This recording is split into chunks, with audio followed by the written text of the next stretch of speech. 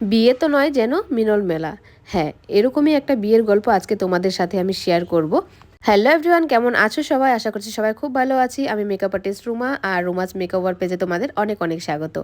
ডেটটা ছিল 26শে ডিসেম্বর, আর এদিন আমার 3টা ব্রাইড ছিল। আর এই যে আমার মর্নিং ব্রাইড, প্রথমে ওর থেকে শুনে নিলাম ও কেমন কি লুক চাই, আর সেই মতো করে আমি কাজও শুরু করে দিলাম।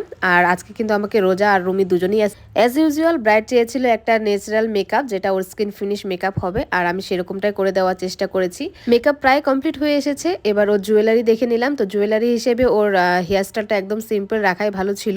তো সেই জন্য আমি ওর সিম্পলই রাখলাম, যেহেতু ওর মাথা পাট্টিটা খুবই বড় ছিল আর জুয়েলারিটাও খুব বড় ছিল।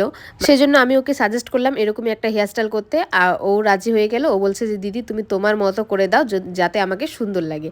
তো এই হচ্ছে ওর ফাইনাল লুক। তোমাদের কেমন লাগছে অবশ্যই জানিও। আর ব্রাইডের তো ভীষণ পছন্দ হয়েছে, ও আমাকে রিভিউও দিয়েছে, আর আমারও ভীষণ পছন্দ হয়েছে পার্সোনালি ওর লুকটা। আর তোমরা জানিও তোমাদের কেমন লাগছে। তোমরা অনেকেই আমার ভিডিও দেখছো কিন্তু কোনো কমেন্টস করছো না। আশা করছি তোমরা সবাই কমেন্টস করে আমাকে জানাবে।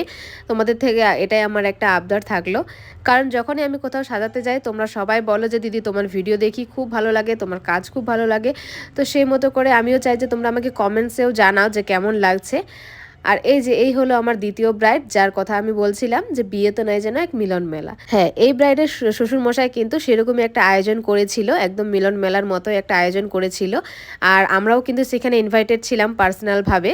আর ও কিন্তু হিজাবি ব্রাইড ছিল, ওকে আমি হিজাব পরিয়ে দিয়েছি। আর এই হচ্ছে ফাইনাল লুক। খুব একটা ক্লিপ নিতে পারিনি যেহেতু লাইন ছিল না। আর ওকে উইদাউট লাইটে আমি সাজিয়েছি, একদম অন্ধকারে, মানে মোবাইলের লাইটে বলতে পারো। তো এটা ওর ফাইনাল লুক। তোমরা জানিও যে আমার এই ব্রাইডকেও কেমন লাগছে, সেটাও কিন্তু অবশ্যই জানিও। আর তোমরা যারা ওকে পার্সোনালিভাবে চেনো বা ওদের পরিবারকে চেনো, তারা সবাই জানো যে ওর বিয়ের ভিডিও নিউজেও চলে এসছে, মানে এতটাই বড়োভাবে অনুষ্ঠানটা করেছিল। ব্রাইডের ফাইনাল লুকটা তোমাদের দেখিয়ে দিলাম। এবার আমরা গিফট দিয়ে খেতে যাব, কারণ অনেকটা লেট হয়ে গেছে, আবার আমার থার্ড ব্রাইড আছে। আর এই হচ্ছে বিশাল একটা প্যান্ডেল, খুব সুন্দর লাগছিল, ডেকোরেশনও খুব সুন্দর হয়েছিল। তো আমরা যেহেতু দিনের বেলা গেছিলাম তখন অতটা ভিড় ছিল না। চলো আমরা এবার এখান থেকে খেয়ে দিয়ে বেরিয়ে পড়ি, কারণ আমাদের আরও আসতে হবে অনেকটাই দূর। খাওয়া দাওয়ার পরে পুরো ডেকোরেশনটা খুব ভালোভাবে ঘুরে দেখে এবার আমরা ব্রাইডের কাছ থেকে আমরা বিদায় চাইতে এসেছি। চলো ব্রাইডকে এবার টাটা বাই বাই বলে আমরা বেরিয়ে পড়ি, কারণ আমাদের আবার অনেকটা রাস্তায় আসতে হবে।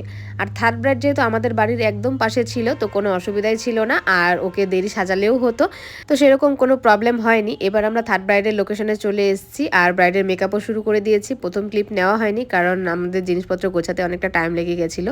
আর এই ব্রাইডকে তো তোমরা দেখেছোই। আমার এই ব্রাইড কিন্তু অনেকটা হাসি খুশি, মানে এত মজার ছিল মেয়েটি, কি বলবো, মানে খুব সুন্দর। ওর বিহেভিয়ারও খুব সুন্দর ছিল, আগের দিনও বলেছি। আর এই হচ্ছে ওর ফাইনাল লুক, তোমাদের দেখিয়ে দিলাম। আর এখানেও কিন্তু আমাদের নেমন্তন্ন ছিল। তো রাত্রেবেলা আমি আর আমার হাজবেন্ড চলে গেছে দুজনেই বিয়ে বাড়িতে। তো চলো আমরা বিয়ে বাড়িতে ঢুকি। আর তোমাদের ব্লগটা কেমন লাগলো আজকের অবশ্যই জানিও। আর এখানকার ডেকোরেশনও কিন্তু খুব ভালো ছিল। দেখা হবে নেক্সট আরেকটা ব্লগ বা ভিডিওতে। Tata bye.